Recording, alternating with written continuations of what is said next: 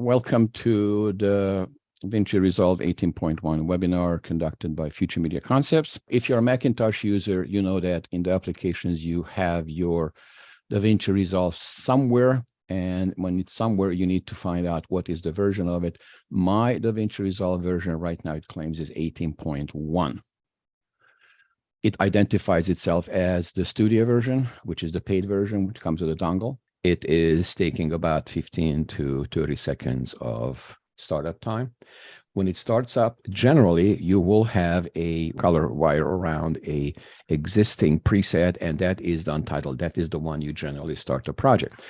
I recommend always to make sure that you know what is the frame rate, aspect ratio, and raster size. So if you right-click on it, the drop-down gives you a choice where you can find out what the project default is. And this is going back to how many pixels you have across, how many pixels down, and there are different formats you can pick from, and you can go all the way up to like 80, 192, 43, 20. Those are the pixel numbers. Generally, in America, in the United States, we use the 1920 1080 high definition, so it would be probably 1920 1080. The question about the frame rate is also important. If you are doing something that does not have to end up on broadcasting, you might cut in 24 frame, presuming that the 24 frame was what you had originally as footage. You can also make the change from 24 to any of the frame rates you want. In America, we use 2997, which is known as the 30 drop. With that, now, the last thing that you need to be aware of, and this is crucial to understand, by definition, the non-linear editing environment, which is the DaVinci RESOLVE, is running in 10-bit. That presumes that you are using footage that is 10-bit color. So instead of having 256 permutations, you would have 1024 from dark to bright. 2, if you give 8-bit color into the DaVinci RESOLVE, the DaVinci RESOLVE will automatically make it 10 bits. So it multiplies by those 2 additional bits. And that's why things look different if you bring it from Avid Media Composer or Final Cut or Premiere. So when you push it over into DaVinci RESOLVE, it looks, wow, look at the colors. Well, it automatically creates. The DaVinci RESOLVE wants to set up the project at the beginning. Premiere is a kitchen. In the Premiere environment, you can have multiple projects, multiple frame rates, multiple aspect ratios, and raster sizes. In DaVinci, you have to set it up from the get-go, and that is very similar to how Avid works. So with that, I will open up a existing project, which I labeled 23 Webinar June. Left double-click opens it up. When I open it up, you will have, if you never worked with DaVinci RESOLVE, on the bottom, number of buttons. One is the media button where you bring the stuff in. Then you have the basic edit. It's almost like a iMovie, if you remember that in the Apple world. Then you have a regular edit. Then you have a Fusion, which is an animation environment. Then you switch over to color. Then you go into Fairlight, and then you have the delivery. What I have done, I put together a number of sequences. Upper left-hand corner, I have a timeline. Now, DaVinci call a sequence a timeline. So sequence is actually a number of clips put together. And when you put it together, you need to get it from somewhere. So in this case, I have, for example, I have some footage that I connected to. So if I look at the clips, these are all things that are general house use, which means that it's not a show, it's not a performance. It is just basically stuff somebody walks around and you record something and you do it. It was a music store. So I have a whole bunch of stuff, food. So this is something that you as a editor might want to do, fix on your own when you're doing something house stuff. So I'm going to show you how I made that connection. If you have done this before, this is not complicated. If you have not done it, watch it. I'm going to open up a bin, upper left-hand corner, right-click, drop down, new bin. New bin is a storage environment, and I'm going to call it Thursday. Right now, that container is empty. So in order for me to connect media into that environment, generally, if you right-click, drop down, there is an option of importing media. By definition, import media means that you're linking, because DaVinci likes to link the camera original. So whatever colors you had on the camera is not going to be changed or altered when you transcode it or you make it, we call it NLE speak. So it translates the camera original to the NLE speak. No, we are linking directly. So the import media tells me, okay, I have a whole bunch of places to go. And I believe that if I have picked the right place, which in this case, I believe I did, and I have footage that I can connect to. There we go. These are the clips, and I have the option to connect to them. You will notice that they are 3840 by 2160. So that is 4K Ultra HD. So if I select all of them, highlight all of them, activate the open, that's it, connected. So now I am ready to go. Whatever is in the timeline, you can always clear it out. It's the same thing as in Premiere. Close it up, exit out. There is something that in the DaVinci Resolve, we like to kind of expose right away at the beginning. The timeline is an environment where you cut the story. The source is where you put on your source material, which is something you're familiar with. And the record monitor, the program viewer, is where the story is put together. So if I want to assemble all these clips, these are all individual clips, whatever they are, I'm going to have to play them out, make sure that it's playing. So it's playing, it's a music store. I'm just, using some GoPro stuff and, walk around and do some silly stuff. And you can scroll through it, obviously. You can also use your JKL. J goes backwards and L goes forwards. These are all tools that you're familiar with from other nonlinears. If you are not, welcome to it. Step one, I'm going to select all the clips in a specific order, which in this case looks like it's 27, 28, and it goes up to 48. If I double click on the clip name, it rearranges it, so it goes reverse. Double click left, double click organizes them. So if I select them all, and I right click on it, this is something that is very simple. I can create a new timeline using the selected clips. The computer will ask you what is the name of it, and I'll call it Thursday, the Smart Group. That's you guys. So when I put it together, now it's all assembled, and these are all the clips that are following each other. By definition, Shift-Z, Windows or Mac, shows the entire timeline, and jumping back and forth would be the down arrow, some jumping from cut to cut. That's easy. That's not complicated. Now, generally, this is something that we train when we do the explanation of how the program works as an editing tool. In this scenario, because I have outlined in my timeline one that I will talk about specific topics, like, for example, color wheels, why don't I switch right away to do the color? And we're going to talk about that just in a jiffy. There we go. So this is the Thursday. Put it back into timeline. And switching from the regular edit environment, you go to the bottom one option and you hit the color button. Now you are in color environment. If you want to do a keyboard shortcut, it would be Shift 4 is the edit, and Shift 6 would be the color. So those are the keyboard shortcuts. Windows or Mac, irrelevant. So now, if you have seen DaVinci Color, everybody's raving about it. It's getting better and better as we go. Right now, the environment includes on the bottom left-hand corner the color wheels that you're familiar with. It gives you the darker area, lift, the gray area, which is called gamma, and the bright area, which is gain. Now, offset would mean that you raise or lower everything at the same time. The wheels are very popular, very practical, because they give you a breakdown. They give you a breakdown of the lower frequency, mid frequency, and high frequency. So if you want to increase the color of, let's say, the darker area, which is the asphalt and the rest of the stuff, let me just play it out. By definition, when you're in color, every clip that you're parked on loops around. So if you hit the play button, it loops around. So it looks like it's kind of a cloudy day or whatever.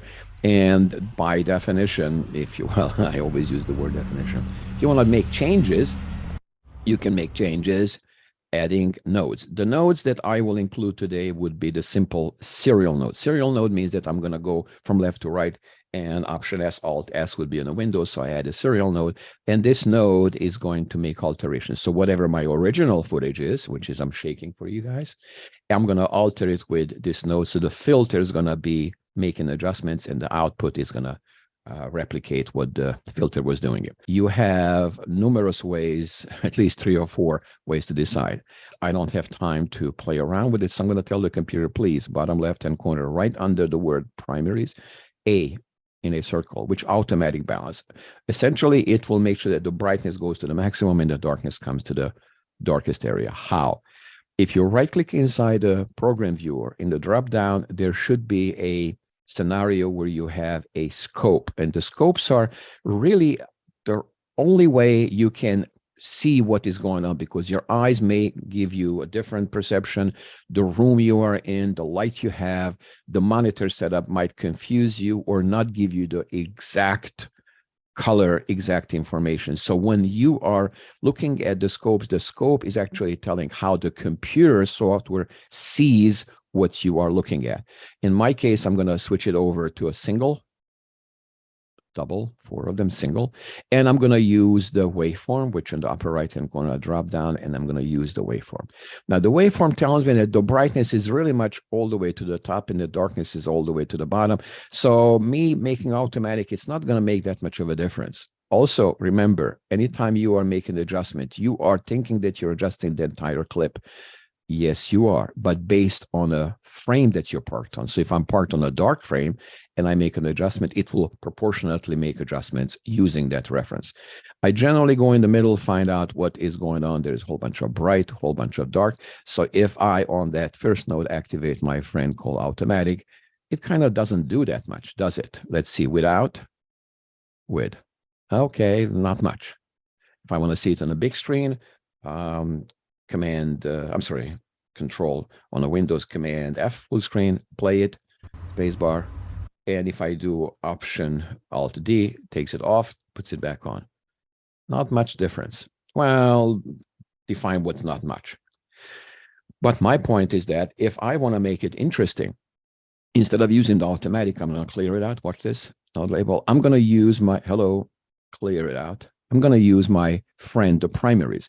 So if I have the primaries and I have a color wheel that is adjusting the color, but I have a thumb wheel also. The thumb wheel raises the darkness.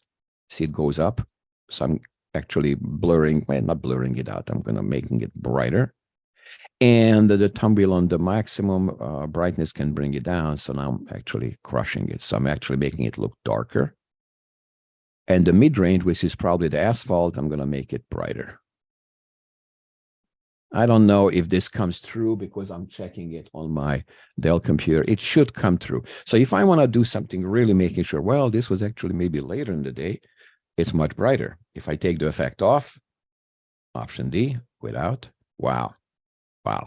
So now you're talking about, and you can play it real time. And it adjusts it automatically. So when I make an adjustment, I have to say, well, the person who is paying for it, or if I am looking at specific things, this is okay and acceptable. Now, the trick here is not what I like, not what other people like, but what is acceptable for the broadcast. So you have to define at one point, what is the broadcast? If you're in broadcasting means any cable channel, anything that is television, anything that is not YouTube, not Vimeo, not Twitter, none of that stuff. So at that point, the maximum brightness at one point stops and the minimal darkness at one point starts, which basically requires that you set up your reader. When I say reader, in the waveform, there is a reader where you bring up the brightness. Obviously, it's not brighter. It just actually looks brighter, but it is not making the image brighter. It just reads the sensors. And now you see those little gold lines going across. Now, it tells you that I want to show the reference levels. And if you're on broadcasting, the reference levels are going to be 16, 235 in 8-bit. In the 10-bit, it becomes 64 and 940. So I'm going to check it out. The low is 64. And the high is 940. So now you should see two white lines. One is somewhere below the bottom, and the one is above the, below the top and above the bottom. So if you want to now follow the guidelines and you say, well, I want to sell it to HBO, CBS, NBC, whatever network you guys are familiar with. I don't know if you are from the States or international. I have now another tool to work with, which in this case is the curves. And the curves is actually very practical. A lot of people love the curves because it's very instant and very powerful. You can see now that I am not going over the bright. And on the bottom, I actually maybe bringing it down a bit more. There we go. So I am within the boundaries. There we go. So that's much more contrasted. The problem I have is that the mid-range is not bright enough. So maybe I want to brighten up the mid-range, separate it, and I'm going to brighten up the mid-range, darken it. Whoa, I'm going to mess with big things. So this is where your power of control is. I don't really know why you would not use the curve start with, but because I said that I'm going to talk about right now. The first one, which was the first one I said, color wheels versus curves. So I'm explaining the difference between the wheels. The wheels are selecting a section. The curves are using the curve tool. When I say the curve tool, I'm referring to this curve tool here. Let's just go back again. And the curve tool, I decide which section of the dark, you see my cursor hovering, which section of the bright, and anything in between is adjusted. If I reset it, watch this. So I can decide that I'm going to add something we love to call S-curve. Here is why we call it S-curve. We brighten up the bright area and we darken the dark. It contrast-wise, it's really cool. And you can still bring down the brightness a bit if you want to, and still bring up the darkness if you want to. And again, that's your preference. Look at it now without the effect adjustment, and with the effect adjustment, it's brighter. So that's a cool way of making adjustments. But you remember, you are only dealing with one element. It is only brightness. What happens if somebody says, can I wash it out? Generally, Option S, Alt S on the Windows, and I'm going to make sure that I'm going to have the saturation down. Bottom left-hand corner, where the color wheels are, there is a saturation. So desaturate. This is black and white, obviously. I bring it down. If you point inside, you can type in a number. If you just scroll up or down, you can actually increase the saturation or decrease the saturation. And you can play with it. If you want to reset it, click on the saturation, double click on it. So this is just a very simple way of manipulating just the brightness and darkness. I generally recommend when we train that you name each of your nodes so you know what you did. Brightness, and then the color. Right click, node label, color. That's just my recommendation. You like it or not, that's your totally choice. Now, here's one thing that I notice a lot, and this is something that I kind of like, very practical. I'm going to go into a shot where I have a scenario that is really tricky. Why? You see that the light above the pastries is very bright, it's burning out, and the dark area is kind of still hidden below that. And you see even the reflection of the light. And sometimes that's what you only need to deal with. I don't need to brighten up the pastries. I just need to shave off a little bit of that light. And this is how I will show you how to do that. Please, if it makes sense, I'm going the next step. Option S, once, twice. The first thing is going to be the brightness, as we have started earlier. Now, you notice that when I am in the timeline, let me just go back to the big timeline. Anytime you make an adjustment on a clip, there is going to be a square color feature around the number of the clip, suggesting that you had made adjustments to it. You had made some kind of alteration on it. So if you have no adjustment, it doesn't have anything around it. Now, I have not made adjustment to the pastries yet. Let's find out where the pastries are. Let's go back to the pastries.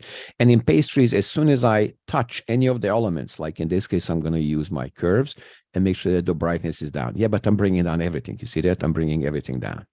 So to me, that's kind of not really that practical. I just need to the brightness down of the reflection and all that burning out. So how do you deal with that? Well, one option would be separate it and just bring the brightness down. That's option. You see that? That's a little bit more. It's a little bit less. So that's one option. I don't have anything against it, but that's just one way of doing it. I have a much more specific one. So if you want to bring down the brightness using the gain, you bring down the gain. There we go. But it actually, so it brings down a whole bunch of stuff. Now, say hello to your new friend. The new friend is called shadows or highlights. The shadows are the dark areas, and it is specifically looking for something that is in the lower range. When I say in the lower range, I'm talking about probably this range, not the middle range, not the bright range. Obviously, the highlights would be the high range. So if I'm in the highlights, instead of bringing it down with my curves, okay, reset it, so you don't think I'm goofing with it, bring down the highlights. Watch what happens. You see how much it is concentrating only on the highlights. And you notice that in the wave, in the scopes, it says, yeah, the highlights are coming down. Now, there is one tool that I love a lot, and this is something that has been used in the last couple of years called the raw. The raw or the log. A raw and log is much different from the color wheels of the dark, gray, and bright. And they actually called exactly shadow, midtone, highlights. It is a very specific meeting point between, so exactly it would be like a meeting point between, let's say, the dark, the mid, and the high. So it is only the shadow only messes up or alters the dark area. The midtone is going to be only working with the gray, and the bright is going to be highlights. Let's check that out. This is, to me, really cool. Doesn't really require that you have raw material to work with. Let's see if it works. So if I want to have the bright area taken down, watch what happens to the scopes. Bring it down. You notice that it is not crushing like before. It is just bringing down the bright area. Notice on the bottom right-hand corner how the scope functions. So you bring it down there. If that is useful, please use it by all means. I'm going to go and find out something else. Get back into the edit. Here's my next tool.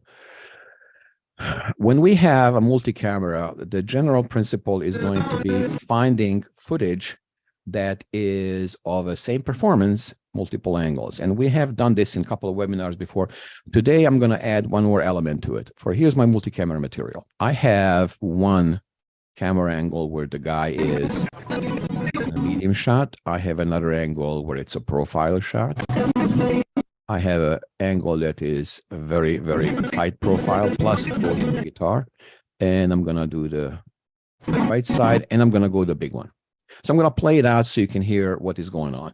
It is a guy lip syncing to a music that he plays. This is actually on YouTube or someplace, but it's a legitimate song that the guy performs. That summer, take two, you can see the slate. So essentially, they are synchronizing the 5 different angles. Marker. Find your spot, John Cohen. And you can hear the talk and all the noise. I'm going to make it big screen so it's much more interesting. Good. Good. Yeah. Stand by in the music. And action.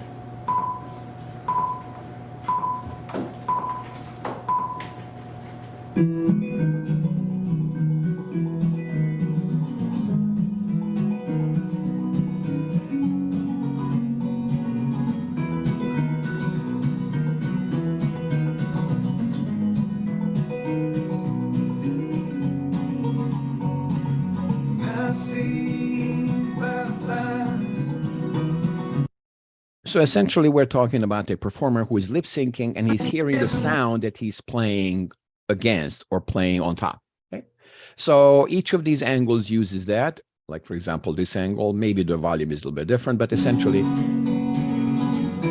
it's the same performance. So what I did was found each of these guys slate. What's a slate? Open up a source material, put it up, and find where the girl comes up with the slate and does the, listen to what she does. That's it. So she puts the slate down. If you worked in television or film, you can actually see how the slate hits it, and that's what the sound should be. I marked an in, not just on one of them, but all 5 of them. There we go. So now go back to it and watch how the... that summer, take 2, marker. No, everything. Marker. So I did all 5 of them, 1, 2, 3, 4, 5. But before I synchronize them, put together, I actually made each of those clips a different color. So if I go and right click and drop down, you can actually color the clip. I'm going to make the first one orange. Hello, not the flag. Color. There we go. And the reason I'm doing that is because when I put it together, I want to find out how much of each of those colors did I use. So second one is going to be a different one. Clip color, drop down. I'm going to make it apricot. The third one's going to be, I'll try to do it as fast as possible so you get something out of it, make it yellow. Fourth one, activating it, right click, drop down, and make the clip color, was it, I don't know, go with lime. And the last one's going to be, let's go creative navy. Okay. So I should see each of those colors when I put together a story. Well, how do you put a story together? Whatever is in the record monitor right now, I'm going to kick it out because I don't need to confuse you. I don't want to confuse you. So I'm going to go select 5 different angles. If you use this, this is going to be practical. If you never used it before, it's going to be hopefully a tool that you will consider down the road if you're doing multi-camera. Now, step 1, selected all the clips. Step 2, you right-click on one of them, and the second choice from the top should be create new multicam clip using selected clips. So now the computer is going to say, okay, we're going to call it master multicam, and how do I synchronize it? Well, here is how you decide it. Oh, you can actually have a sound. So if all of the cameras that are pointing at the talent are recording sound, and there is the same sound for all 5 of them, you can use that. I will use the in because I trust it, and it's going to be faster for me, but you can actually time code also. So if all cameras are running the same time code, or have some markers on it. In my case, mark in, and when I activate the create, I will not move them into a same bin and create. And when it creates one, I have something called a C1 multi-camera. I'm going to rename it something different, C Master MC Thursday, so you know that's yours. You left double click on it, put it into the source monitor, and by definition, it should give you angle 1, 2, 3, 4, 5 split, which means essentially that you are now looking at 5 cameras playing at the same time. Let's see if it works. Find your spot, John Cohen. 5 angles should play at the same time. Good, Looks good. Yeah. Stand by music. And action.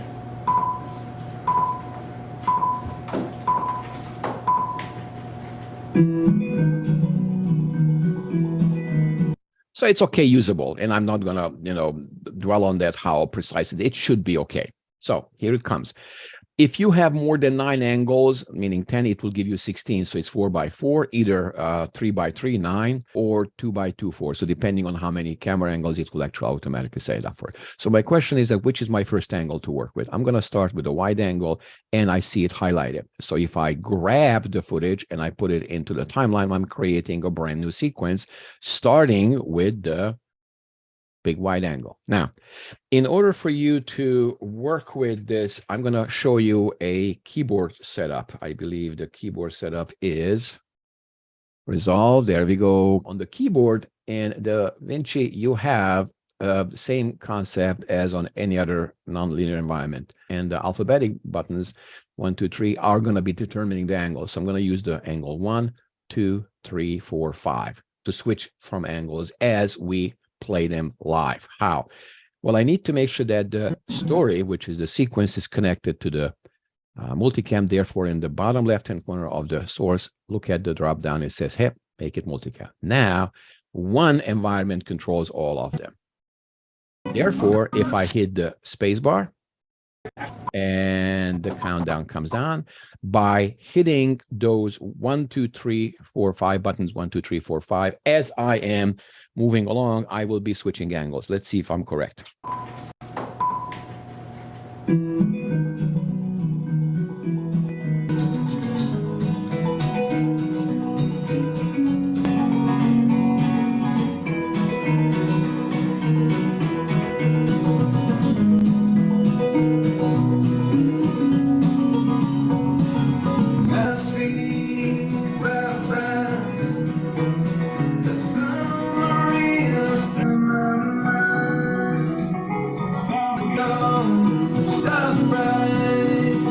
So essentially what I'm doing is on the fly, I'm making the changes. Now there's a slight delay, but when I play it back, you will see how the picture changes on the right monitor. Let's see if you can recognize which angle is being played in the right monitor just by looking at what's highlighted on the left side.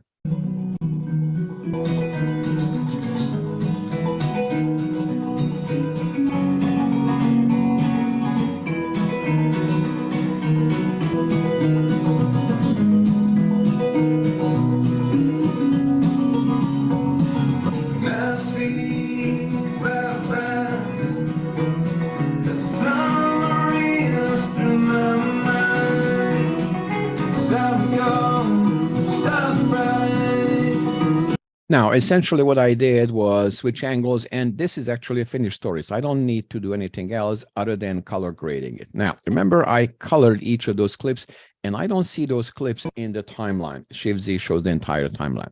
Here's what I'm going to do. I'm going to go over to color, and I'm going to color not one angle, but multiple angles. If I did my job and I said that the colors will be showing, it doesn't show up here on the color nor in the editing. Why doesn't it show up? Well, because I haven't committed, meaning that I did not commit which angles are going to be used. You agree with those cuts? You don't need to make any adjustments on it, and now you flatten it. Now the colors come in. So the color preparation that you did earlier, now it pays off. And you look at it and you can see that I use the orange color once, twice. I use the green color angle twice. And I had the yellow once and twice. Now, this doesn't really help me here, but in color it does. How does it help? Okay, so if I look at it now, I can see the colors. Those are the two colors. Okay, I can work with. This is the same angle. Okay, so I can actually use that as a tool, and the same angle, the green angle. Here is where things get really cool. Please say hello to one of those angles that is repeated again. And if I make an adjustment, on that angle, let me just do a very, very radical one. Automatic balance, everything on one node. Generally, I don't recommend that you do that, but just for expediency, I need to make sure that I'm going to push the red a little bit, make it a little bit nice and warm, and take away the blue, make it like a nice little brownish look.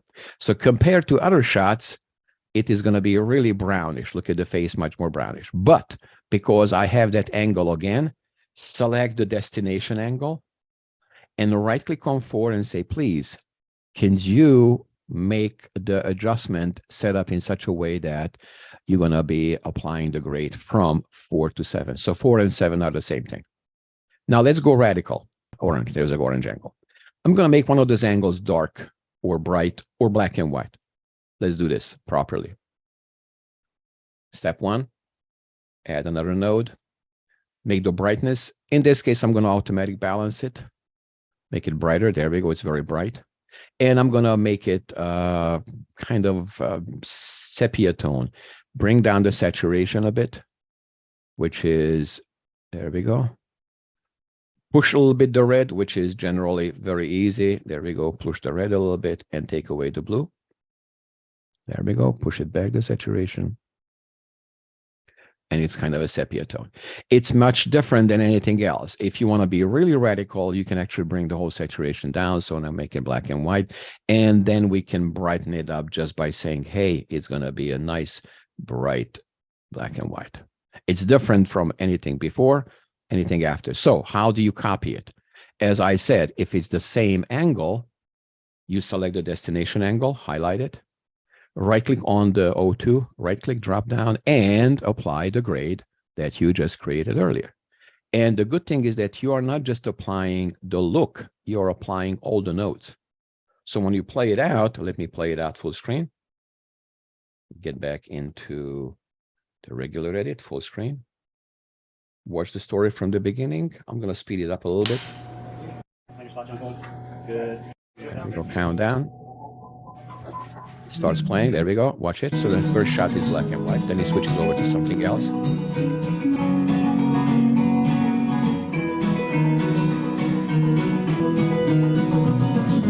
There's the over red.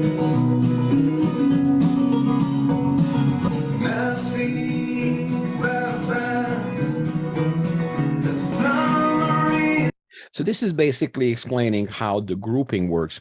And the grouping is based on the color. Whoever is above my pay grade says, can you have all of these 1, 2, 3, 4, 5, 7 shots change at the same time? Yes, this is how you would do that. Instead of copying and pasting things, you can say, hello, right click, put them into a group. And you're going to have a add into new group. And you're going to call the new group da. That's my new group. Essentially, when you are in a group environment, you want to make changes to everything at the same time. And at that point, upper right-hand corner, in the clip drop-down, you have something called group pre-clip, and you have something group post-clip. The pre-clip means that you're making an adjustment. And you notice that when I'm switching from the regular clip to the group pre-clip, it changes the color. So the node is now gold wireframe around it. I'm going to make it very bright just to do a demonstration. Everything is very bright. You see, everything is very bright now. Look at all of them. They respond. Wow. The next step is going to be on the post clip, and that is what the terminology needs to be really clarified. Post clip means I'm going to mess up the color or alter the color. So in post clip, I'm going to make it like really, really nice and warm. Push the red and take away the blue. By definition, I'm making nice and brown. And if I look at the show right now, look at the show. Everything is nice and brown, and everybody is adjusted. Now, keep in mind, this only works for they are by definition the same clip color, so you don't need to individually make an adjustments to it. Good. Good. Yeah. Stand by music. I'm going to speed it up using JKL. Okay, here it comes. Find your spot, John Cohen. Good. Good. Yeah. Stand by music. And action. Oh, why is it repeating? Well, because I forgot that I am in color. In color, whatever clip you are on, it loops it around. Ah, I have to switch back to edit. Now it's going to work. Let me play it out for you guys. And this is going to be almost ending the webinar.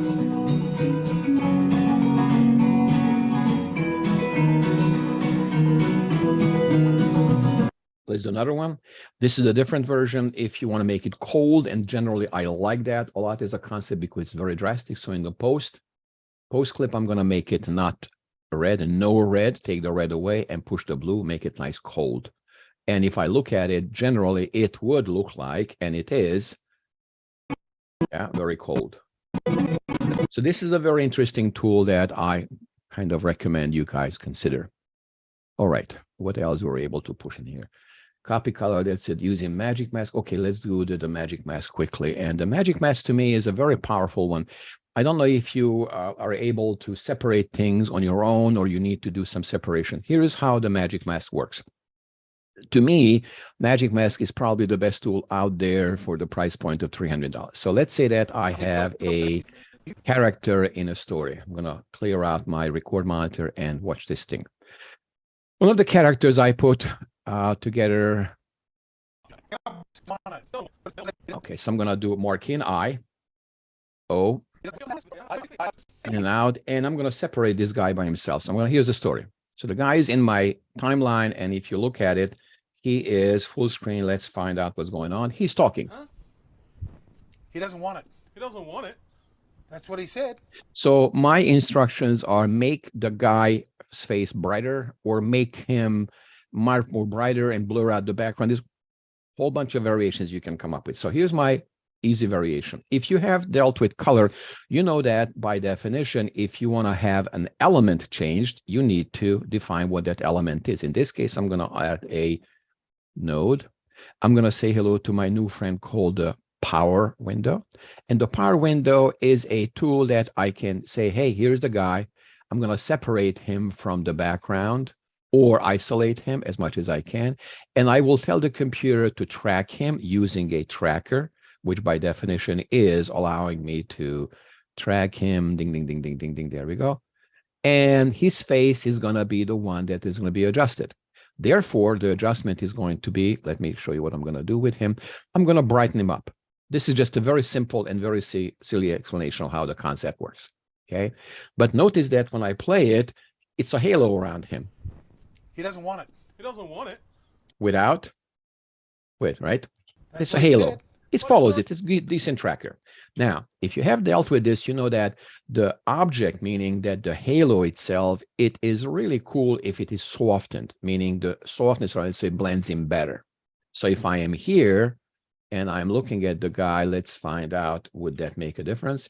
Huh? Yeah, it's softer. Yeah. He doesn't want it. So eventually it blends in, but this is still the original. Now, here's a tool that Avi came up with about 2 versions ago. And if you have seen it and you like it, please say hello to it. The tool is going to be called Magic Mask. Magic Mask is a powerful tool where it allows you to do a whole bunch of stuff. Like what? Well, I need to find out who is the guy or the person going to be masked. So I'm going to say, I want to have the guy's face. Okay. And what I would like to do is track it and see if the tracker tracks the face. Watch it. It goes a little bit slow. And this is one of those few things that the computer kind of does not in real time. You see that the entire face is now red. Red is actually not the color, it actually separates him. So now I know that the face, the head, the neck is kind of separate. Now it will probably, I have to wait it out because otherwise I can't demonstrate it properly. So it goes frame by frame analysis, and this is where your RAM, this is where your speed of the processor, this is how much graphic RAM you have, and anything that is helping the computer get this done. When it gets done, it will actually be able to separate him, meaning the face, from the shirt and from the background, and I can just brighten the face itself. There's no boundaries. I don't have to do rotoscoping. I don't have to draw a shape around him, nothing like that. If you've never seen this before, this is available only in the studio version. Therefore, when it gets done, I'm really, really anxious to see how it looks like. It's a long one, so you see it takes time.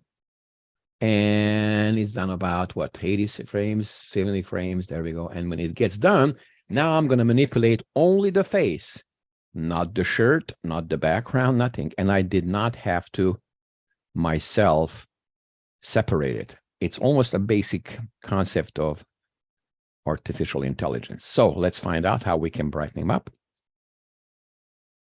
Look at it. Just his face is being adjusted. Now, obviously, you can argue, oh, the borders are not that clean. Sure. I'm okay with that. And take the red off, make it cool him off. There we go. Yeah, make it green or whatever. Let's be stupid about it. Let's see if I can play it out. Will it play real time? Let's find out. Yeah. There we go. He doesn't want it. So some spilling is sometimes going on. That's what he So said. the cleaner the guy is Put looking it back into on, stuff, genius. the better for us. And you notice that this is a really powerful tool. Generally, Magic Mask is best to demonstrate when you have a clear separation of a person. And in this case, I believe we were able to do that. Now, the last element is an outside node. And let me show you how that would work. If I select an outside node, that means that other than the face, right-click, add a node, which is called outside node. That outside node is the inversion of what was selected. So if I go onto that site and I say, hey, I want to have that section either very, very dark, okay, everything gets dark, not the face, just that area. See how I separated it? It's the inversion of it. And if I want to go on the outside and want to say, hey, the outside is going to be very, very saturated. Okay, saturated, and make it also, I don't know, make it more reddish. There we go. Reddish, brownish. So now, if you look at it,